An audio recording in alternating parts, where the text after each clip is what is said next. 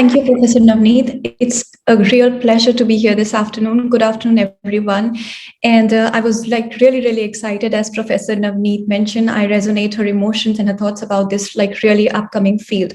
So today, what I'll be talking about is basically my own views about how emotions could play a role in this field of philosophical counseling. So as I go along through my presentation and as I put forward my thoughts across to all of you, I would be sort of doing another thing that goes along with this is basically to narrow the gap between the field of psychology and the field of neuroscience, as well as probably the field of philosophy as well, because I think there is much crosstalk that is potentially possible between these three fields. So, sorry, I just have to minimize this window here. All right, so looking at this field, how it all began. So probably philosophical counseling originated as a formal field in Germany, but of course it does have a long connection which proceeds much before that. And coming on to what is the core of philosophical counseling in our contemporary times. So because the field is young as it is, and probably that also gives us a lot of potential to mold it the way that we would want to, some counselors think about the field more in terms of the affective dimensions of their clients.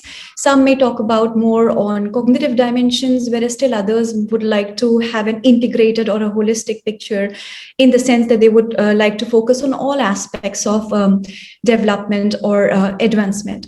So, but still, we do have two pertinent questions to deal with. How can philosophy, when we come to think of this broader field, be integrated with counseling? Maybe clinical counseling, you can think about it, or psychological counseling. And then what is the nature, if we try to do that, what is so special about philosophical counseling that distinguishes it from the other fields of established practice, and which is where I think the role of emotions is very, very important. So before we get there, it's good to remind ourselves about the different viewpoints that have been there very prominently in the field. So some argue that philosophical and psychological counseling are distinct. Some may argue, no, they are not really distinct, but they could be viewed as partners in alliance. And some may say that, okay, whereas how they are different, whereas people from psychology would be more focused on modifying the behavior of their clients, whereas people working from the philosophical tradition would restrict their endeavors to their understanding their clients' worldviews.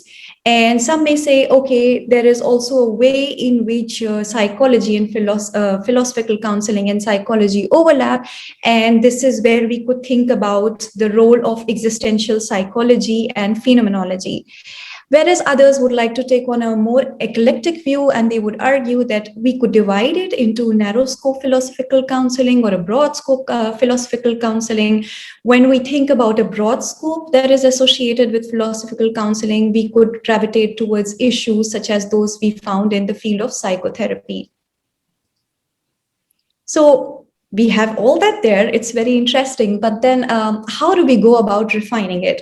So the most important aspect that is gradually taking shape, like parallel shape along all of these fields, is a thrust on the well-being of people, the growth, well-being of clients, and their individualistic worldviews.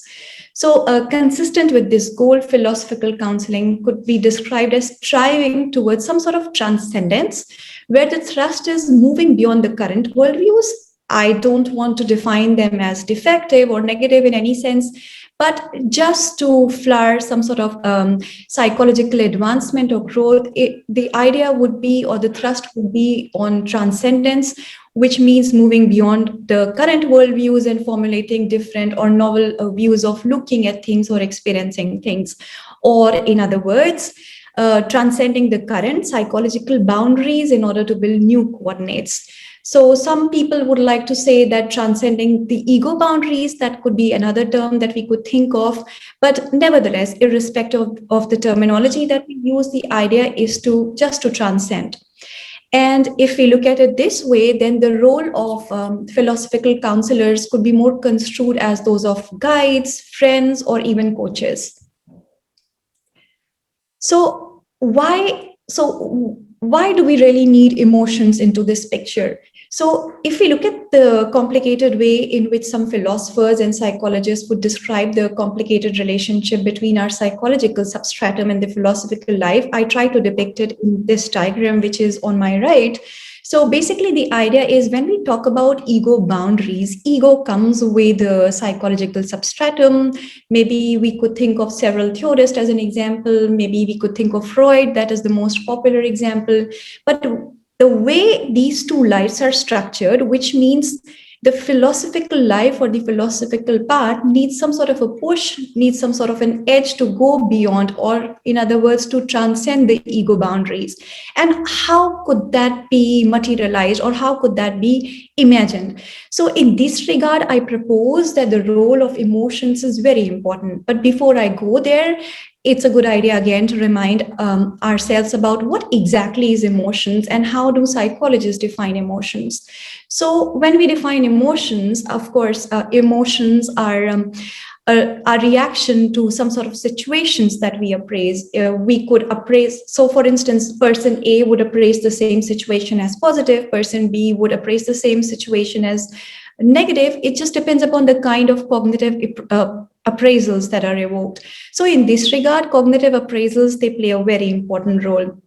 And then because the domain of emotions are very important, then psychologists also end up dividing it between two different distinctions: positive and negative emotions. So here I would be focusing my attention more on positive emotions because of time constraints. So what is the beauty of positive emotions? Positive emotions help us adopt some sort of a facilitative approach or behavior towards ourselves, towards people around us, and towards our environment, which means that we look forward to doing something if we are in a positive state of mind, to use another terminology.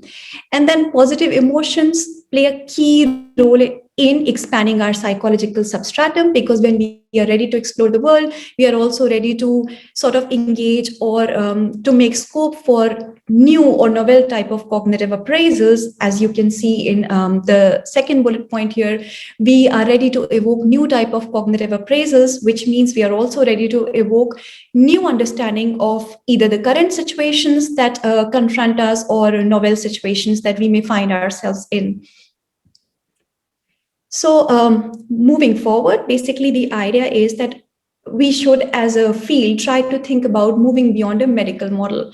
Because if we look at the developments that have come by in the field of emotions that have been made possible by adopting some sort of a medical model, which is all right, because psychology has actually advanced by adopting some sort of a medical model, and by coming up with fascinating experiments with the controls, brain imaging, and all that stuff.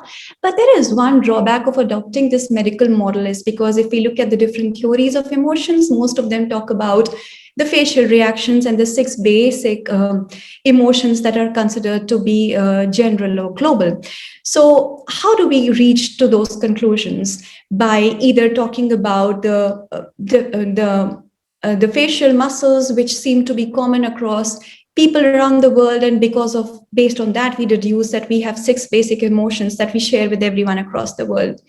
Or maybe with the help of the animal models that are so prevalent, that we want to understand whether we share our emotional repertoire with animals as well. But what happens when we are doing this? It's good to advance science in that way, but we tend to disregard a very important dimension here, such as what about moral emotions? Of course, we can't come up with, or we can't construe an animal model to talk about emotions, such as in the moral domain, or even emotions such as awe, things that I'm going to talk about in a minute from now, or things about admiration. Okay, there are philosophical debates that whether admiration is a philosophical construal, or we can construe it or hypothesize it as an emotion. But keeping those debates aside, the idea is to just move beyond adopting a medical model. And I mention a very important, or like a very interesting emotion that has been garnering a lot of attention these days from the scientific world, the emotion of awe. So this is a very important emotion, and people also call it as a self-transcendent emotion, which means that when feelings of awe are aroused in people, it leads to some sort of a reduction in attention to often all-consuming self goals or self-related thoughts that we all may have all the time going on implicitly in our minds. So the idea is that when awe is evoked, it dilutes our own small self, and we want to transcend to the outer boundaries. We want to explore either the social world or the emotional world. So there have been very interesting modifications whereby we have tried to, not me, but the scientific community have tried to measure how people may experience awe. So for instance, after subjecting them to look at awe-inspiring videos of beautiful waterfalls or beautiful skyscapes, participants were asked to imagine themselves in relation to the broader nature.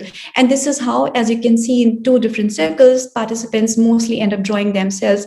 So the idea is that after looking at these videos in comparison to a control group, participants thought of themselves as like really minuscule in terms of the cosmos or the beautiful natures. So this is how they end up drawing or depicting this relationship.